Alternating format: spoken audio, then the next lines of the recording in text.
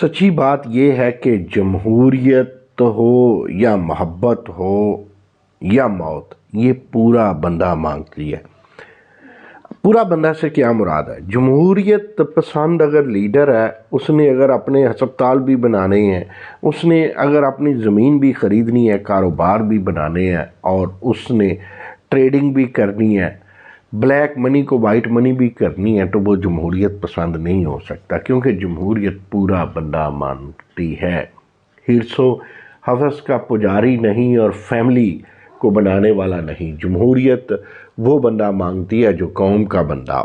خیر یہ باتیں تو میں لکھ بھی چکا اور آئندہ بھی ہوتی رہیں گی۔ آج کا میرا ٹاپک یہ ہے کہ ایوان والا جو واقعی جمہوریت کا بلند و بالا ہے، جسے ہم سینٹ بھی کہتے ہیں، کیا سینیٹر اپنا کردار ادا کرتے ہیں؟ ہم جن سینیٹرز کو منتخب کرتے ہیں، یعنی پارٹیاں کرتی ہیں on the basis of their MNAs اور ایم پی ایز، تو کیا ان میں ٹیکنوکریٹس بھی آتے ہیں، اس میں ریلیجیس لیڈر بھی آتے ہیں؟ تو کیا وہ ٹیکنوکریٹس اپنی ٹیکنوکریسی کے ساتھ کوئی جسٹیفیکیشن رکھتے ہیں؟ Let's discuss today.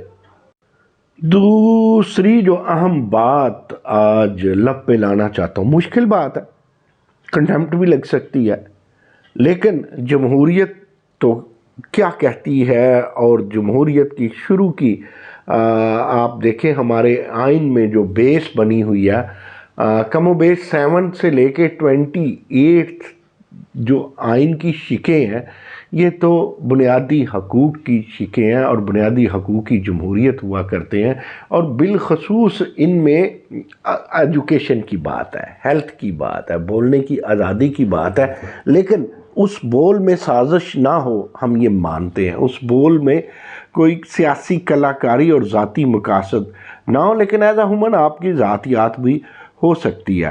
تو کیا یہ جمہوریت جو آئین ہمیں دیتا ہے وہ فلی ہماری زبان کی تالہ بندی کر دیتا ہے کہ چاہے جوڈیشل مارشل لا ہی کیوں نہ مسلط کر دی جائے، جو کبھی ماضی میں نظریہ ضرورت کے تحت جمہوریت کے سر پہ اور انسانیت کے سر پہ، انسانی حقوق کے سر پہ ہتھوڑے برساتی رہی ہے، تو کیا اس کی اجازت ہے؟ تیسری ایک اہم بات کر کے ڈیٹیل کی طرف جائیں گے، مختصر بات کریں گے۔ تیسری یہ بات ہے کہ ہمارے کئی دانشور یہ فرماتے ہیں، بڑے بڑے دانشور جو بہت زیادہ پڑھے جاتے ہیں، جو بہت زیادہ سنے جاتے ہیں، جو صفحے اول کے ہیں، جو ناراض ہو جائیں تو ان کے گھر پہ وقت کا وزیر اعظم بھی اپنے لاہو لشکر کے ساتھ چلا جاتا ہے کہ کہیں اس کی طبع نازک پہ مزید گراں نہ گزرے اور یہ پھر بیٹھ کے ٹی وی پہ یا اخبار پہ اپنے رشحات قلم میں ایسی کی تیسی نہ کر دے۔ ایسے لوگ بھی برازیل کی، امریکہ کی، مغرب کی ہسٹری کو، جو ہسٹری ریگارڈنگ ڈیموکریسی ہے، اس کو بھول کر یہ کہتے ہیں جی پاکستان میں نہ ڈیموکریسی تھی، نہ ہے، نہ ہوگی۔ ذرا ڈیموکریسی کی ریسرچ میں چاہوں گا کہ میرے سیاسیات کے، انٹرنیشنل افیئرز کے، انٹرنیشنل ریلیشن شپس کے اور سوشیالوجی کے، اکنامکس کے لوگ جو اسٹوڈنٹس ہیں، جو ریسرچر ہیں، جو پروفیسرز ہیں، وہ بھی بیان کریں تو عنایت ہوگی۔ اور ایک بات اور کرتا چلوں کہ میری خواہش ہے پولیٹیکل سائنس کے، ہسٹری کے اسٹوڈنٹ، یہ جسے میں نے کہا نا جمہوریت کے لیے بلند و بالا جگہ ہے، وہ محض شیش محل نہیں ہے، اسے ہم سینٹ کہتے ہیں، ایوان بالا کہتے ہیں۔ ان کی تقاریر پہ بھی ریسرچ ہو جائے تو کیا ہی اچھا ہو۔ ایک بات عرض کرنی ہے، وہ کہتے ہیں نا بات تو سچ ہے مگر بات ہے رسوائی کی۔ ہمارے سیاستدان ڈر گئے ہیں، اور جو ڈر گیا وہ مر گیا، لیکن ایک نہیں ڈرا تھا وہ بھی مر گیا، اس کو بھی تخت سے کھینچ کر تختہ دار پر لایا گیا۔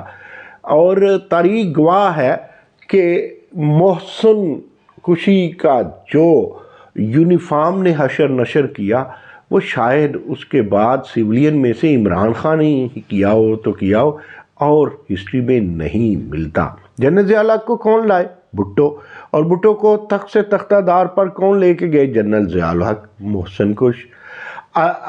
آگے ذرا دیکھتے ہیں، جناب میاں نواز شریف صاحب نے مشرف کو آؤٹ آف دا وے جا کے چلے آئینی اپنے اختیارات استعمال کرتے ہوئے آرمی چیف بنایا، اس نے کیا کیا شب خون مارا اس پہ جسے ہم جمہوریت کہتے ہیں۔ باجوہ کے ساتھ بھی کچھ ایسا ہی معاملہ ہوا، لانے والے کون؟ جناب میاں نواز شریف، اور پھر ان کو تقویت بخشنے والے کون؟ عمران خان، پھر عمران خان کو لانے والے کون؟ جناب باجوہ صاحب، پھر باجوہ صاحب کے ساتھ محسن کشی کے بلند و بالا نعرے لگانے والے کون؟ عمران خان۔ اس ہسٹری سے بھی آگے چلتے ہیں۔ مجھے ایک خراج تحسین پیش کرنا ہے، جناب عرفان صدیقی صاحب نے پچھلے دنوں سینٹ میں ایک تقریر کی، تقریر بہت اچھی، مشتاق خان بھی کرتے ہیں، جماعت اسلامی کے سینیٹر ہیں، غالباً اکلوتے سینیٹر ہیں، تو اس کے علاوہ تقریریں تو بہت اچھی جناب رضا ربانی بھی کرتے ہیں، شیری رحمان بھی کرتی ہیں۔ تقریروں میں کچھ ملتا تھا مشاہد اللہ خان کے بھی، اللہ انہیں جنت الفردوس میں جگہ عنایت کرے۔ بہرحال پچھلے دنوں عرفان صدیقی نے کمال کر دیا، انہوں نے کہا کہ اعلیٰ عدلیہ کے ججز بھی اپنے میرٹ اور معیار کو مد نظر رکھیں۔ میں یہ کہنے والا کون ہوتا ہوں کہ جمہوریت کیا پروان چڑھے، اگر جوڈیشل مارشل لا آنے اور ہماری جوڈیشری ورلڈ رینکنگ میں 130ویں نمبر پہ ہے تو ویسی ہی جمہوریت کی وہ آبیاری کریں گے نا۔ بہرحال عرفان صدیقی نے بزدلی سے کام نہیں لیا، سینٹ میں کھڑے ہو کے کہا کہ عدالت بھی کچھ پارلیمنٹ کی توقیر کا خیال کرے، پارلیمنٹ کی آئین کی تاریخ کا خیال، کہ آپ نے نہیں دیکھا کیا؟ میں اپنی بات کرتا ہوں کہ ہم نے خود دیکھا کہ آئین میں ہم نے تاریخ میں کئی دفعہ دیکھا کہ خود ہی اپنے فیصلوں کو بعد میں اور انداز میں کیا یا بدل دیا اعلیٰ عدلیہ نے، تو پھر یہ وقت کے ساتھ ساتھ تو ہوتا ہے، یہ سیاستدانوں کو اور پارلیمنٹ کو اجازت کیوں نہیں ہے؟ زیادہ کچھ نہیں کہنا، لیکن امریکہ اور ملیشیا جیسے ملکوں میں بھی عوام نے اور ایوان صدر نے اور کانگریس نے یا پارلیمنٹ نے بھی نظر انداز کیا یا حکم عدولی کی اس کی، جسے ہم اعلیٰ عدلیہ کہتے ہیں، لیکن لیڈرشپ کی ذمہ داری ہوتی ہے ملک کو چلانا، وہ کم ذمہ دار نہیں ہوتی، وہ جو ادارہ قانون ساز ہوتا ہے اس ادارے کی بھی تو کوئی اہمیت ہونی چاہیے۔ کیا کہتے ہیں؟ ذرا سوچئے گا، سوچنے کی ضرورت ہے۔